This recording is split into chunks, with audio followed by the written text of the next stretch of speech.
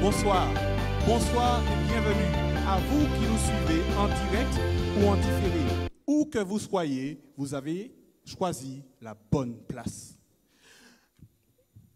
Nous sommes contents de vous compter parmi nous pour notre série d'études qui tournera autour du thème « Les 10 commandements révélés ». Chaque soir, à partir de 17h50, un des 10 commandements vous sera donc révélé. Celui-ci vous sera expliqué dans les plus petites et les plus grandes largeurs. Alors n'hésitez pas à nous rejoindre chaque soir à partir de 17h50 pour pouvoir bénéficier avec nous de cette étude des 10 commandements révélés. Le samedi matin est une particularité. Vous aurez l'opportunité de nous rejoindre à partir de 9h, pas 9h du soir, 9h du matin, afin de bénéficier avec nous de la cérémonie de culte et de bénéficier de la poursuite de l'étude des 10 commandements révélés. Si pendant cette série d'études, vous avez une question, vous souhaitez entrer en contact avec nous, vous avez l'opportunité de le faire au 06 96 29 84 63. 06 96 29 84 63. Sans plus de discours, je vous remercie de votre écoute et vous prie de prêter une oreille attentive à un chant qui vous sera interprété. Dieu et seulement Dieu. Bonne écoute à vous et bonne soirée.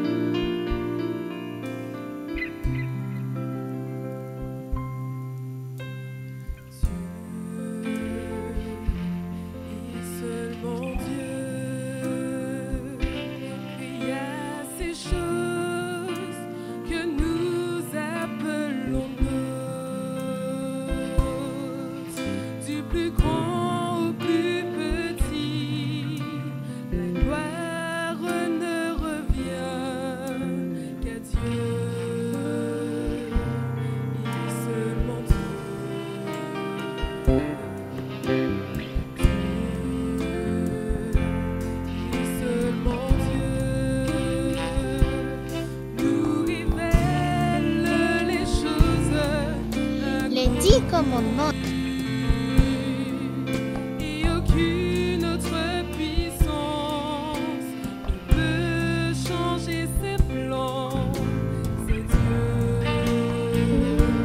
et seulement Dieu. Les 10 commandements révélés.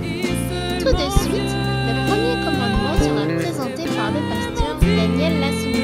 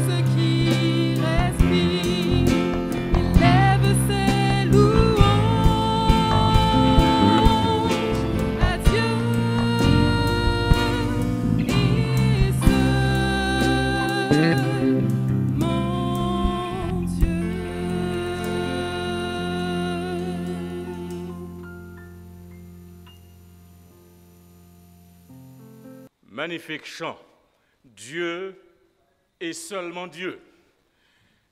Et c'est ce que nous allons faire pendant ces 10 conférences.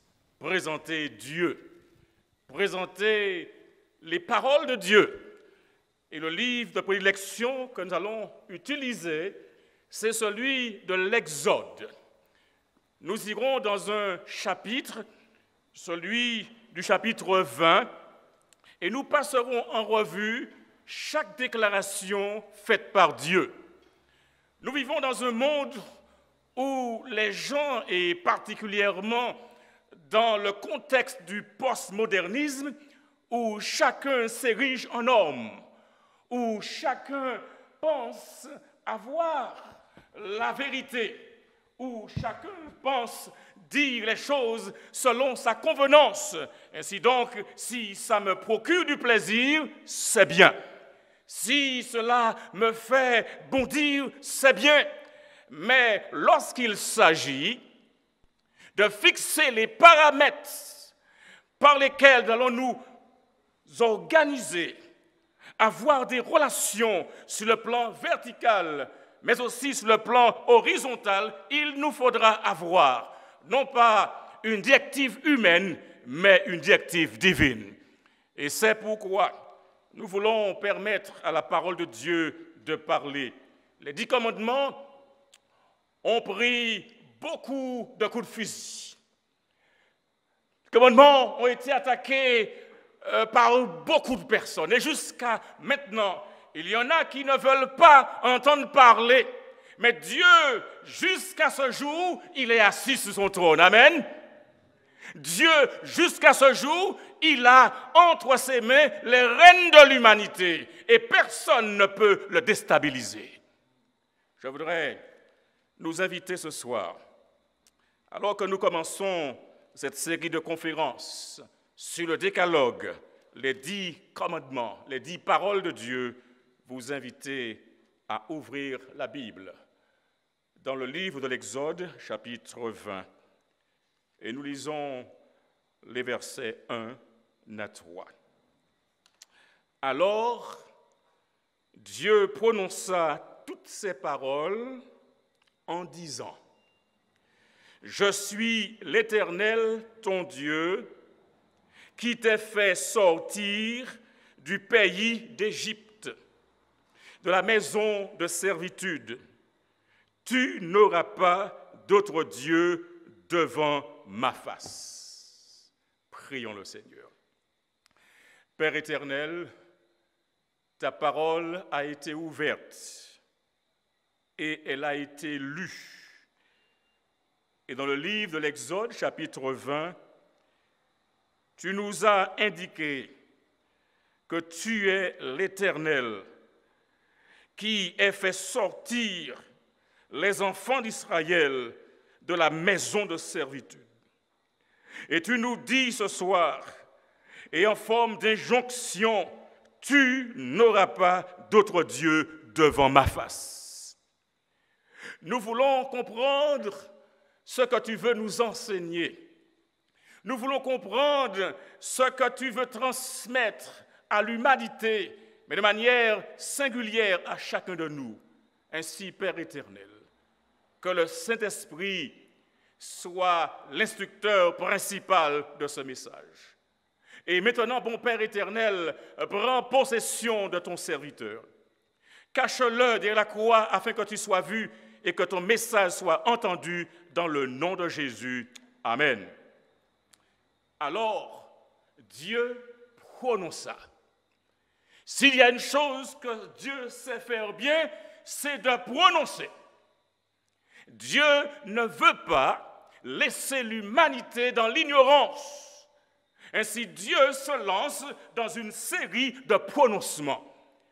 Dieu prononça toutes ces paroles. Et quand Dieu commence à parler, il identifie, il décline son identité. Je suis l'Éternel, ton Dieu, qui t'a fait sortir du pays d'Égypte, de la maison de servitude. Et il dit, tu n'auras pas d'autre Dieu devant ma face. Les hommes, aujourd'hui, choisissent des idoles. Les hommes, aujourd'hui, choisissent des choses qu'ils mettent à la place de Dieu. Les hommes aujourd'hui accordent de l'importance à des choses qui sont des créatures, à des choses qui ne méritent pas qu'on leur accorde l'importance qu'on leur donne. Je suis l'Éternel, ton Dieu. En d'autres termes, je suis le Seigneur. Littéralement, je suis Yahvé. Et Yahvé est un nom dérivé du verbe être. Devenir, ça signifie celui qui existe, l'existant, celui qui fait l'existence, je suis. Et que par conséquent, quand Jésus, dans le Nouveau Testament, s'adressait aux Juifs et qu'il leur dit, avant qu'Abraham fût, je suis. Dans Jean chapitre 5, chapitre 8, verset 58, avant qu'Abraham fût, je suis, ce qui était en sa présence. Les Juifs de l'époque comprirent qu'il prétendait être le Seigneur de l'Ancien Testament. Et cela explique leur hostilité et leur tentative de le tuer. Exode chapitre 20 nous déclare « Je suis l'Éternel, ton Dieu ». Ainsi, c'était Jésus-Christ, la deuxième personne de la divinité, qui fut le Dieu des Israélites tout au long de leur histoire. C'est lui qui leur a donné le décalogue. C'est lui qui s'est déclaré Seigneur aussi du sabbat, tel qu'il est dit dans Marc, chapitre 2, verset 28. « Je suis le maître même du sabbat. »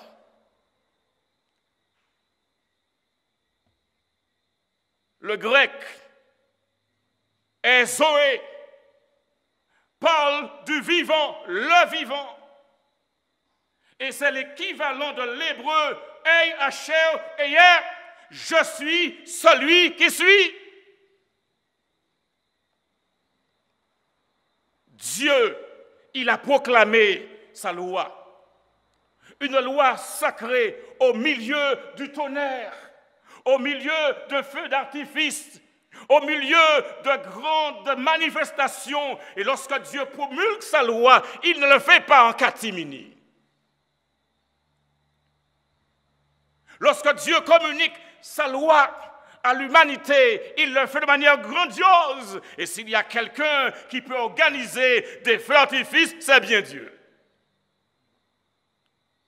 Et il le fait dans le roulement qui provoque une sorte d'écho dans les impératifs « tu feras ». Mais il dit « tu ne feras pas ». Ça, c'est Dieu.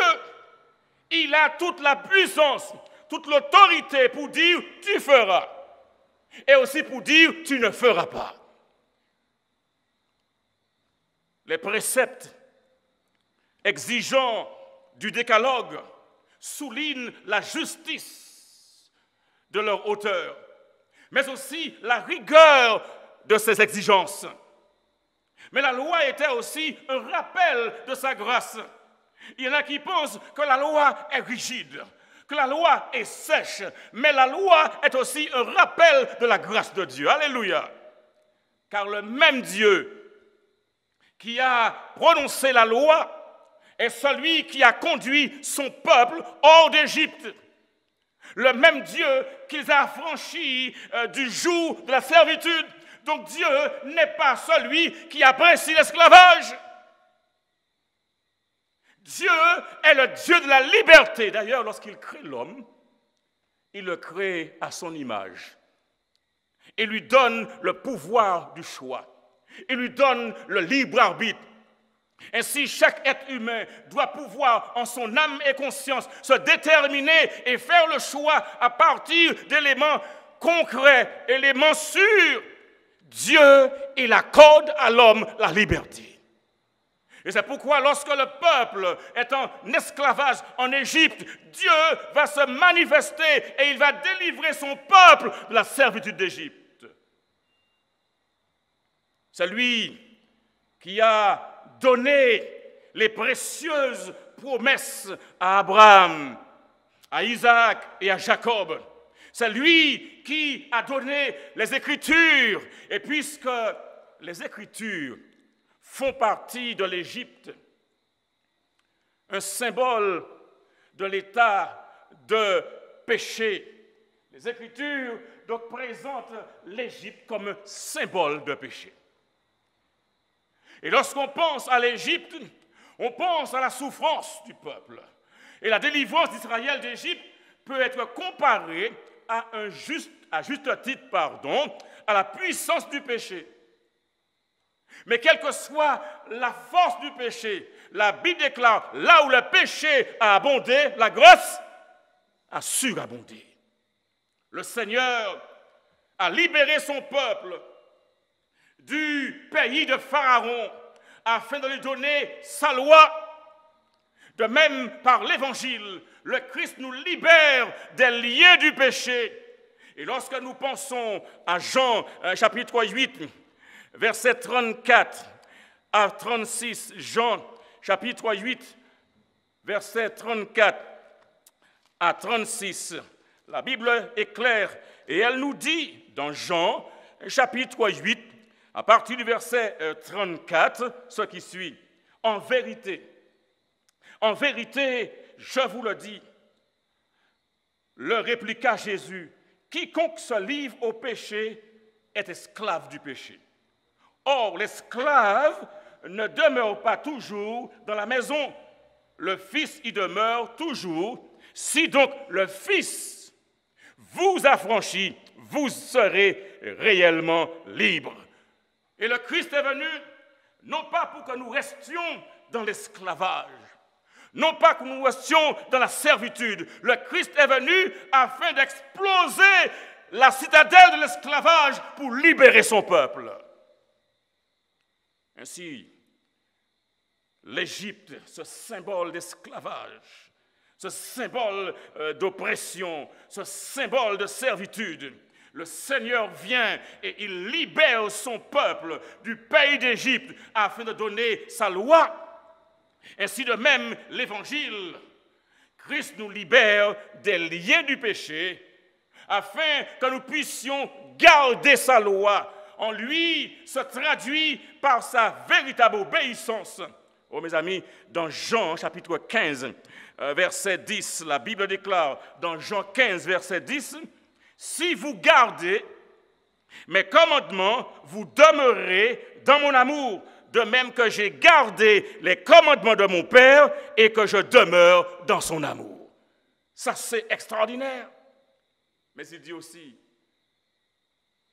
que ceux qui enseignent que l'évangile du Christ nous libère des 5 commandements du décalogue, ils doivent réfléchir sur cette vérité.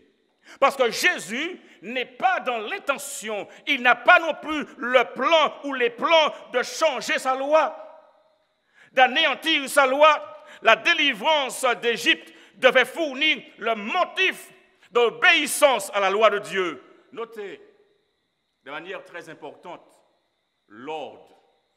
Le Seigneur sauve d'abord Israël. Le Seigneur délivre d'abord Israël. Puis il leur donne sa loi à observer. Et cela est vrai dans les évangiles. Le Christ sauve d'abord du péché. Et lorsque vous lisez dans Jean chapitre 1, verset 29, lorsque Jean-Baptiste verra Jésus venir à lui au Jourdain, il s'écrira, dans Jean chapitre 1, verset 29, il dira, voici l'agneau de Dieu qui ôte le péché du monde. Jésus, il sauve d'abord. Il sauve ses enfants. Puis il vit sa loi en eux.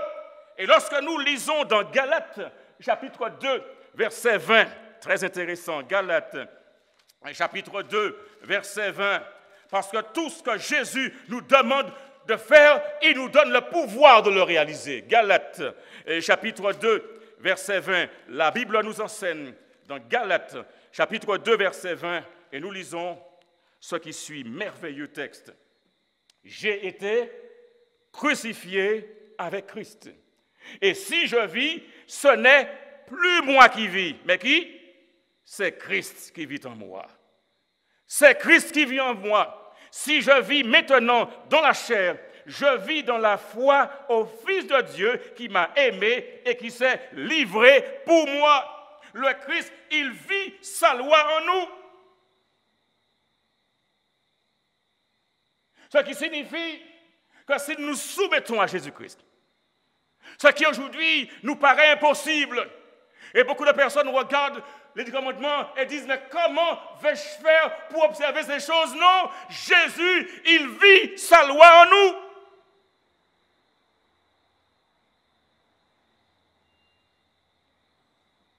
Maintenant, tu n'auras pas d'autre Dieu. Tu n'auras pas d'autre Dieu devant ma face. Bien que l'alliance ait été faite avec Israël dans son ensemble,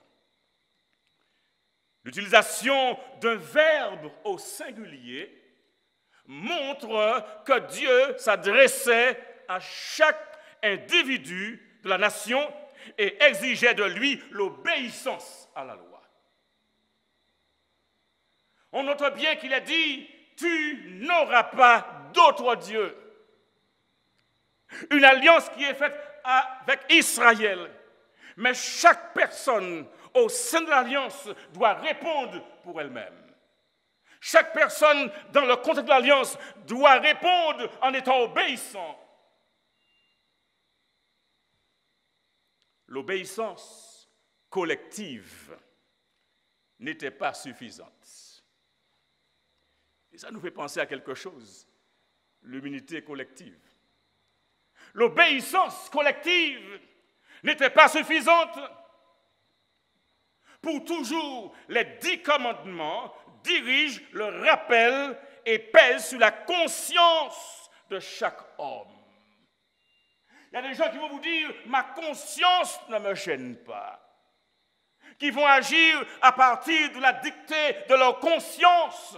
Mais la parole de Dieu, la loi de Dieu transcende la conscience. Alléluia. Il y a des gens qui, en toute conscience, vont commettre les actes les plus répréhensibles. Mais la parole de Dieu, les 10 commandements sont au-dessus de la conscience. Amen. Cette loi morale qui vaut pour l'humanité tout entière. Cette loi morale qui intervient du nord au sud. Cette loi morale qui intervient d'est en ouest. Cette loi de liberté donnée par Dieu dans un grand feu d'artifice à l'humanité de manière collective, mais de manière individuelle, et nous interpelle. Devant ma face. Et ça me rappelle un jour, un camarade de chambre m'a raconté une histoire. Et il m'a dit, il ne faut jamais que quelqu'un mette son petit doigt devant son visage. Et vous savez pourquoi? C'est parce qu'un jour, quelqu'un lui avait taillé le visage avec un couteau. Et quel que soit l'instrument, serait-ce même une main, un petit doigt qui se présentait devant son visage, le mettait en boule. Ici, nous avons « Tu n'auras pas d'autre Dieu devant ma face ». Littéralement, « Tu n'auras pas d'autre Dieu devant mon visage ». Cet idiome hébreu ou hébraïque signifie souvent « à côté de moi ». Tu n'auras pas d'autre Dieu à côté de moi. Tu n'auras pas d'autre Dieu à l'opposé de moi. Tu n'auras pas d'autre Dieu devant ma face, devant mon visage. Être le seul vrai Dieu exigeait que lui seul soit adoré. Et ce concept d'un seul Dieu était étranger à la croyance et à la pratique polythéiste des nations. Et nous connaissons toute la panoplie de dieux qu'il y avait. Dieu de ceci, Dieu de cela. Et il y avait une multitude de dieux. Mais lorsque Dieu intervient avec les commandements, il met de l'ordre dans le désordre de l'humanité. Il leur dit, vous n'aurez pas, tu n'auras pas d'autre Dieu devant ma face. Ainsi, Dieu n'est pas dans le polythéisme. Dieu n'est pas dans la démarche où les gens vont se mettre à genoux devant des statues, devant des hommes, devant des femmes. Tu n'auras pas d'autre Dieu devant mon visage, à côté de moi, en opposition à moi. Devant moi, Dieu nous rappelle à le mettre tout d'abord. Dieu nous rappelle à le mettre avant tout. Dieu nous rappelle à le mettre en premier dans nos affections et dans nos vies. Oh, lorsqu'on aime Dieu, on met Dieu dans tout et en premier. Lorsqu'on aime quelqu'un, il n'y a rien qui soit trop difficile pour que l'on fasse pour cette personne. Ni le temps, ni l'argent. On est patient, n'est-ce pas? Il n'y a pas de problème. Et quand on pense à ce que Jésus a dit dans le sermon sur la montagne, quand il dira dans Matthieu chapitre 6, verset 33, lequel verset je vous invite à chercher, Matthieu chapitre 6, verset 33, et cela est pour moi un élément fondamental. J'ai toujours utilisé ce texte en mettant cela en parallèle avec une expérience que j'ai vécue en Guadeloupe, et chaque dimanche, il y avait un certain monsieur qui passait avec des bœufs. Et puis il y avait à l'arrière un genre de charrette. Et chaque fois qu'il passait, eh bien, les bœufs étaient devant. Et la charrette suivait. Il avait du tuf dans cette charrette. Et je vous dis, la Bible nous dit que Dieu doit être premier dans tout ce que nous faisons. Il y a des gens qui se posent des questions, qui sont tristes et qui ne comprennent pas pourquoi les affaires marchent. C'est parce que Dieu est mis derrière. Dieu est relégué à la seconde place ou à la dernière place. Mais voilà le théorème du succès. Matthieu, chapitre 6, verset 33. Nous lisons maintenant. Cherchez premièrement le royaume et la justice de Dieu. Et toutes ces choses vous seront données par-dessus. Il est important que vous lisiez à tête reposée chez vous les versets qui précèdent. Parce que les gens aujourd'hui s'interrogent et se préoccupent et s'inquiètent pour le vêtement, s'inquiètent pour la nourriture, sur ce qu'ils vont manger en 2050. Mais Dieu dit, cherchez premièrement le royaume de Dieu et sa justice, et toutes ces choses vous seront données par-dessus. Aujourd'hui, la simple croyance ne suffira pas, ni même la reconnaissance qu'il est le seul et unique Dieu. Nous lui devons une fidélité et une dévotion de tout cœur, en tant qu'être personnel, que nous avons le privilège de connaître, d'aimer, de faire confiance et avec qui nous pouvons avoir une communion bénie. Que c'est beau, n'est-ce pas? Dépendre de toute autre chose que de Dieu, et qu'il s'agisse de la richesse, de la connaissance, de la position ou d'amis, nous mettent en péril. Il y a des gens, quand ils se lèvent, la première chose qu'elles vont chercher à faire, c'est de connaître ce que disent les horoscopes. Lorsque l'on comprend comment ça fonctionne et que l'on met Dieu d'abord, puisqu'il est dit dans Matthieu 6, verset 33, « Cherchez premièrement le royaume et la justice de Dieu, et toutes ces choses vous seront données par-dessus. Vous n'aurez pas d'autre Dieu devant ma face. Les horoscopes qui prennent la place doivent être mis dehors. »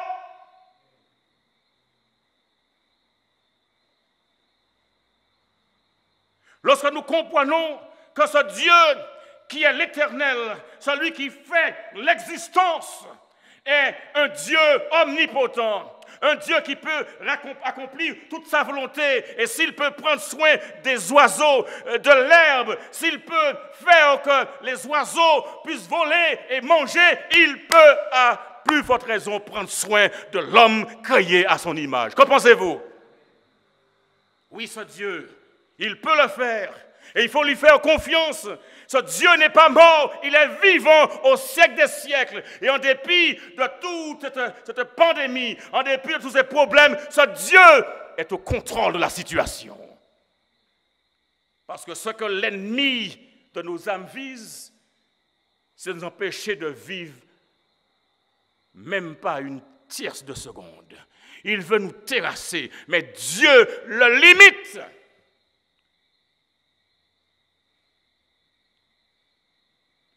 Devant ma face, il est difficile de lutter contre les séductions du monde.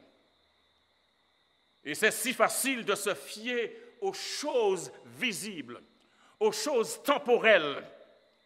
En notre époque matérialiste, il n'est pas difficile de violer l'esprit du premier commandement en mettant notre assurance, notre confiance dans les choses ou confort terrestre et ce faisant oublier celui qui a fait les choses dont nous jouissons.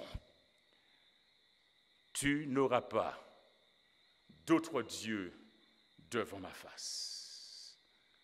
Je suis l'Éternel, ton Dieu, qui t'ai fait sortir du pays d'Égypte, de la maison de servitude. Tu n'auras pas d'autre Dieu devant ma face. Ta liberté, le Christ te l'a acquise. Ta liberté vient de Jésus. L'esclavage, Jésus l'a condamné. L'esclavage, Jésus l'a fustigé parce qu'il a créé l'homme libre. Et aujourd'hui, nous pouvons vivre de cette liberté. Nous pouvons jouir de cette liberté parce que Jésus, il est le grand libérateur. Jésus-Christ, il est celui qui nous enlève de l'esclavage du péché. Cet esclavage qui remplit le monde entier et dont Paul a déclaré que le salaire du péché, c'est la mort et que le péché est entré dans le monde par un seul homme et s'est répandu sur le monde entier. Mais Jésus-Christ est le grand libérateur et partout où le péché a agi, le Seigneur a le pouvoir de l'anéantir et il revient bientôt. Et c'est pourquoi nous voulons ce soir, en terminant, l'accepter comme notre Dieu, comme notre Seigneur, celui qui dirige notre vie, celui qui crée pour nous une nouvelle existence. Une existence non pas dans la rébellion, non pas dans l'hésitation, dans la peur, non pas dans la tergiversation, mais une existence libre en Jésus-Christ, une existence où nous sommes épanouis parce que Jésus a le contrôle de nos vies. Voulez-vous ce soir prendre cette décision? Je vous invite là où vous êtes, alors que le chat est disponible, je vous invite à mettre sur le chat « J'accepte Jésus comme mon libérateur. J'accepte Jésus comme mon libérateur. Je promets par sa grâce de mettre de côté toutes les idoles, tout ce qui prend la place dans mon cœur, la place qui ne revient qu'à Dieu. Je me soumets et demande à Jésus de diriger ma vie. Et comme Paul, dans Galates 2, verset 20, je dis, j'ai été crucifié avec Christ. Et si je vis, ce n'est plus moi qui vis, mais c'est Christ qui vit en moi. Je ne veux plus avoir d'autre Dieu que Dieu. Seigneur, dirige ma vie. C'est ta décision. Écris-le sur le chat. Seigneur, dirige ma vie. Prions. Père éternel, béni soit ton Saint-Nom. Béni sois-tu pour les 10 commandements que tu nous as donnés et qui représentent ton caractère. Commandements que tu as placés et que rien ne pourra éliminer aussi longtemps que le ciel et la terre subsisteront. il ne disparaîtra pas de la loi un seul iota. Ô Père, nous te donnons notre cœur. Prends la direction. Par le passé, nous avons mis toutes sortes d'idoles, toutes sortes de choses, toutes sortes d'histoires, de projets, de personnes devant ta face. Mais nous avons entendu ce soir que nous n'aurons pas d'autre Dieu devant ta face. Et nous venons humblement devant toi et nous confessons nos fautes commises dans notre ignorance et te demandons de nous pardonner et désormais de nous conduire là où tu veux. Nous t'adorons, nous t'aimons et nous te remercions au nom de Jésus. Amen. Amen. Nous vous donnons rendez-vous demain matin pour la deuxième conférence. Ces conférences continuent et nous vous invitons à inviter vos amis. Faites en sorte que la liste des contacts que vous avez explose et que tous vos amis puissent inviter tous vos amis. Ces conférences constituent votre direction en ces temps difficiles. Que Dieu vous garde et qu'il vous bénisse. Amen.